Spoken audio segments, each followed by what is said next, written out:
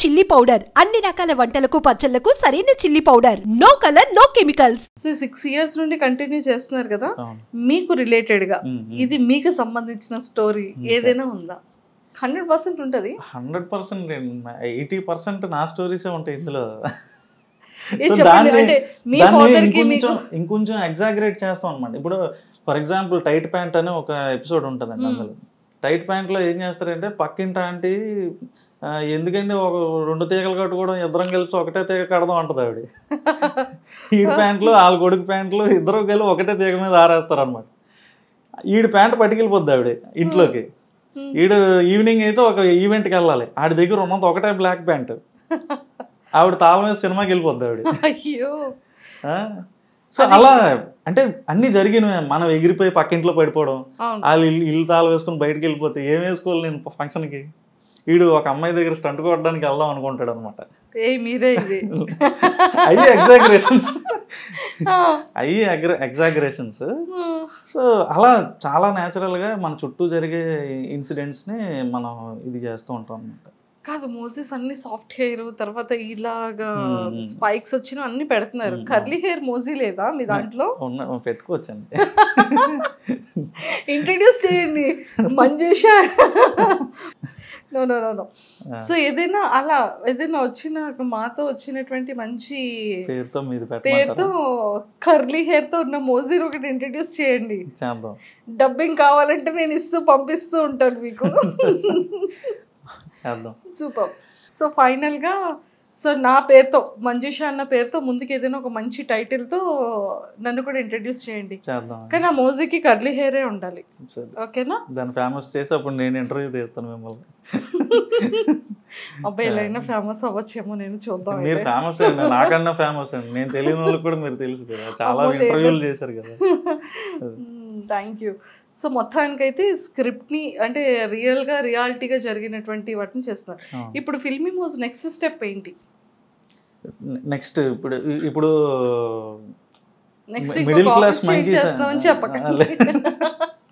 అది ఎప్పుడు జరుగుతూ ఉంటుందండి. మనకి వైబ్ మ్యాచ్ అవ్వకపోతే మార్చేస్తూ ఉంటాం. వైబ్ ఉంది, అమ్మో ఈ సాంగ్ మీకు సెట్ అయింది. వైబ్ అంటే కథకి. సో కొంచెం ఇక్కడే ఉండి ఇంకా ఒక్కొక్కసారి మనకి రైటర్స్ బ్లాక్ వస్తుంది, ఒక 4 రోజులు ఏం తట్టదు.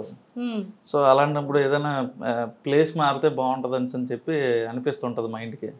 సో కొత్త ప్లేస్కి వెళ్ళంగానే అందరూ ప్లేస్ మార్చాడంటే ఏదో ఓడబొడిచేస్తాడని చూస్తుంటారు కదా మన వైపు. సో తెలియకుండానే మనలో ఒక కొత్త రిఫ్రెష్మెంట్ వస్తుంది.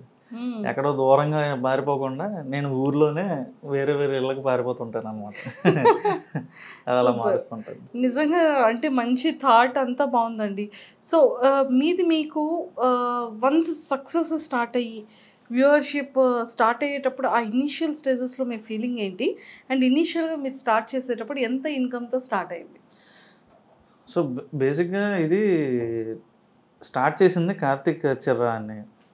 సో ఏదైనా అంటే 5 సంవత్సరాలు 6 సంవత్సరాలు ఇప్పుడు అవుతుంది. ఇంతకాలం దీన్ని ఇలాగా ఇదే లెగసీతో ముందుకు నడిపించడానికి కారణం అయితే అతనే. సో నేను ఫస్ట్ ఏది స్టార్ట్ చేసినప్పుడు చెప్పిన కథ దగ్గర నుంచి ఈ రోజు వరకు కూడా అతను అలాగే ఎగ్జైట్ అవుతాడు. సో అంటే ఇది ఏమీ రూపాయి కూడా జనరేట్ చేయనప్పుడు ఎలాగైతే అతను ఎగ్జైట్ అయ్యాడో నేను చెప్పే కథలకి, ఈ రోజు కూడా అలాగే ఎగ్జైట్ అవుతాడు అనమాట. ఒకవేళ నేను చెప్పింది ఆడకపోయినా సరే, అంటే సరిగ్గా వ్యూస్ రాకపోయినా సరే, సో ఎందుకు రాలేదని ఒక డిస్కషన్ పెట్టుకుంటామే తప్ప దాని నెక్స్ట్ ఇంకోటి అలా మూవ్ ఆన్ అయిపోతాం అనమాట. ఇప్పుడైతే పెద్ద పెద్ద బడ్జెట్లు పెట్టి తీసే సినిమాలకి ఏంటంటే కథగా మాట్లాడుకున్నప్పుడు బాగానే అనిపిస్తుంది. సో అది ఫైనాన్సర్లని అదేని ఆర్టిస్ట్ డేట్లని ఇలా మల్టిపుల్ ఇవి వచ్చేసరికి అది ఎక్కడో దగ్గర నలిగిపోతుంది కదా. సో ఇక్కడ నాకున్న ఫ్రీడమ్ ఏంటంటే నేను ఏదైతే ఫీల్ అయ్యానో, సో మేము ఎక్కడ కమర్షియల్స్ గురించి ఎప్పుడు మాట్లాడుకోం అనమాట. ఇది వీడియో నుంచి మనం ఎంత లాగేయాలి, ఎంత వ్యూవర్షిప్ లాగేయాలి, ఇలా ఎప్పుడూ ఉండదు అనమాట. రీసెంట్గా కీర్తిశేషులు అని ఒక సిరీస్ చేస్తున్నాం అనమాట. ఇప్పుడు రన్నింగ్లో ఉంది ఆ సిరీస్. అది కేవలం ఏంటంటే చనిపోయిన తర్వాత ఎలా ఉంటుంది అని చెప్పడమే. యాక్చువల్గా మాది కామెడీని మెయిన్ టార్గెట్ కింద చేస్తాం అనమాట. దాన్ని కూడా జనాలకు చెప్పాలి. దాన్ని కూడా ఇప్పుడు పున్నమి నరకం నుంచి ఎలా తండ్రిని తప్పించాలనే కాన్సెప్ట్ అది అనమాట. సో అలాంటి విషయాన్ని కూడా మనం చెప్పాలి. సో చాలామంది చనిపోయిన తర్వాత గురించి మాట్లాడడానికి ఇష్టపడరు. ఏం చెప్పడం, చివరి కోరిక ఏంటి, నేను చనిపోయిన తర్వాత నాది ఇలా చేయరా అలా చేయరా అని ఎవరు చెప్పుకోరు. కానీ చెయ్యాల్సింది పిల్లలే. కానీ పెద్దోళ్ళు ఎవరో దాన్ని మాట్లాడడానికి కూడా ఇష్టపడరు. కానీ అల్టిమేట్ ట్రూత్ ఏంటి, మనిషి ఎప్పటికైనా కాలం చేయాల్సిందే కదా. సో అలాంటి దాన్ని కూడా మనం అంటే పిల్లల దగ్గర నుంచి పెద్దోళ్ళ వరకు అందరికీ అర్థమయ్యే విధంగా మనం దాన్ని చెప్తున్నాం అన్నమాట. అవేర్నెస్ తీసుకొస్తాం, ప్రతి ఒక్కరికి తెలిసి. అదనమాట. సూపర్ అండి. అండ్ ఎక్కువగా మీకు చాలా ఇంటర్వ్యూస్ ఇచ్చారు కాబట్టి 100% బయట మిమ్మల్ని గుర్తుపడతారు, లేదా వాయిస్ లో అయినా సరే గుర్తుపడతారు కదా. మీకు బయట ఏమని అడుగుతుంటారు? గుర్తుపట్టడం అంటే నాకు ఒకటి గుర్తొచ్చింది. ఒక 1 year బ్యాక్ మా ఫాదర్ నాకు చిన్న సర్ప్రైజ్ ఇచ్చారండి. విజయనగరంలో బ్లైండ్ స్కూల్లో నా బర్త్డేకి వాళ్ళకి చిన్న ట్రీట్లా భోజనంలా పెట్టారనమాట. సో నాకు సడన్గా ఫోన్ చేసి రమ్మన్నారు, వెళ్ళాను. నేను దాని మీద రీల్ కూడా చేశాను, ఉంటుంది. సో పెడుతున్నంతసేపు తినేశారు వాళ్ళు, నాకు హ్యాపీ బర్త్డే చెప్పారు, అంతా అయిపోయింది. సాయి కిరణ్ అన్నకి చెప్పండి అని అన్నారు. అంతా సాయి కిరణ్ అన్నంత వరకు వినండి అనమాట. సో వాళ్ళు ప్లేట్లు కడుగుతారు కదా, అక్కడ వన్య మాస్టర్ అని సరే నాకు వినబడింది, ఎవరో పిల్లాడు మాట్లాడుతున్నాడు అని. ఏదో వన్య మాస్టర్ అంటున్నావు ఎట్రా, దేని గురించి మాట్లాడుతున్నావు అని అడిగాను నేను. ఫిల్మ్ ఇమోజినియా అన్నాడు. బ్లైండ్ కదరా, నాకు అర్థం కాలే. బ్లైండ్ పీపుల్ కదా, వీళ్ళకి ఎలాగ అసలు ఫిల్మ్ ఇమోజీ గురించి తెలిసిందే అని చెప్పి నేను అనుకుంటే, ప్రతి ఒక్కడికి ఫిల్మ్ ఇమోజీ గురించి తెలుసు. అక్కడ ప్రతి పిల్లాడు విత్ డైలాగులు అప్ చెప్పేస్తాడు మీకు. ఇప్పుడుకైనా వెళ్ళి అడగండి, ఫిల్మ్ ఇమోజీ సాయి కిరణ్ అన్న అనండి చాలు, నాన్న వినండం మారే చదవండం మారే అని పాడతారు వాళ్ళు. తెలుసా, వన్య మాస్టర్ అంటే అంత ప్రాణం వాళ్ళకి. మధు క్యారెక్టర్ అన్నా, మహేష్ క్యారెక్టర్ అన్నా అంత ఫాలో అవుతారు. మొన్న బర్త్డేకి నేను వెళ్ళాను అనమాట, స్వయంగా వాళ్ళకి ట్రీట్ ఇద్దాం అని చెప్పి వెళ్ళి అక్కడ నీట్గా అంతా చేసి వాళ్ళతో కూర్చొని నేను ఒక ఎపిసోడ్ చూశాను. అప్పు చెప్పేస్తున్నారు వాళ్ళు అక్కడ డైలాగ్స్. నాకే గుర్తుండదు, రాసిన నాకే గుర్తుండదు.